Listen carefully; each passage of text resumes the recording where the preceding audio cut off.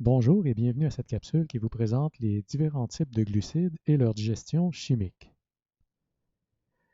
Donc, les glucides, on les retrouve dans à peu près tous les aliments qu'on consomme. Donc, les quatre groupes alimentaires peuvent être représentés. Donc, les fruits et légumes, les produits laitiers, les produits céréaliers, également tout ce qui est viande et substituts.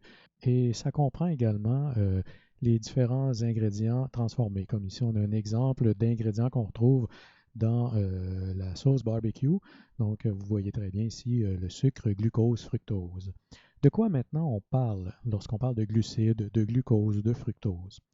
Il faut savoir que les glucides sont composés de structures de base qu'on appelle les monosaccharides. On ne va pas voir ensemble tous les monosaccharides, seulement ceux qui sont les plus pertinents à votre pratique. Donc, on a le glucose, dont vous avez déjà entendu parler, le glucose qui est le sucre qu'on retrouve en plus grande quantité dans le sang. Donc, quand vous prenez une glycémie, par exemple, vous mesurez le taux de glucose dans le sang. On retrouve également le fructose, qui est un sucre qu'on retrouve, comme le nom l'indique, dans les fruits. On retrouve le désoxyribose, qui est un sucre qui entre dans la composition de l'ADN. On retrouve également le galactose, qui est un monosaccharide qui existe peu à l'état de monomère ou de monosaccharide, mais qui s'associe avec d'autres pour former un glucide plus complexe. D'ailleurs, les monosaccharides que vous voyez peuvent s'associer pour former ce qu'on va appeler des disaccharides, c'est-à-dire deux monosaccharides ensemble.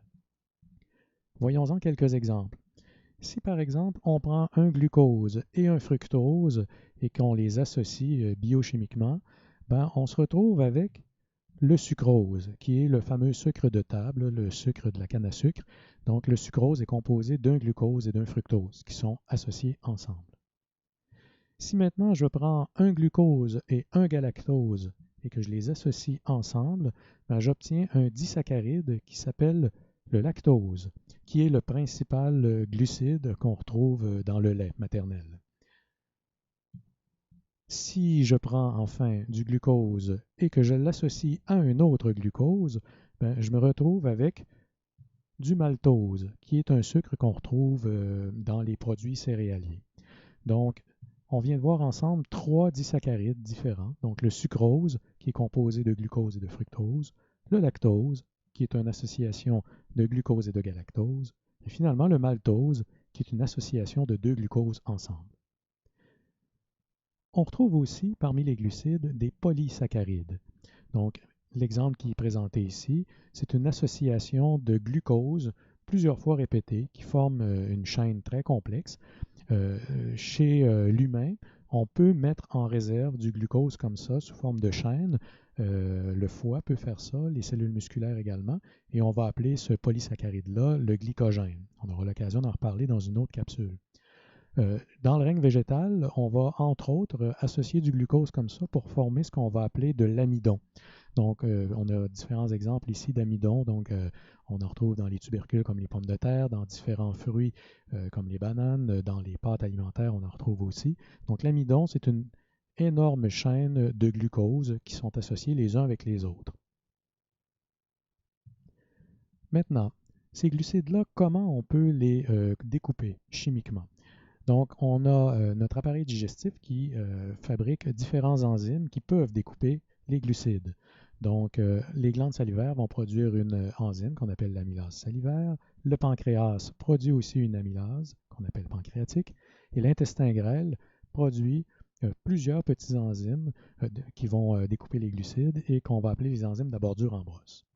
Voyons-les d'un peu plus près.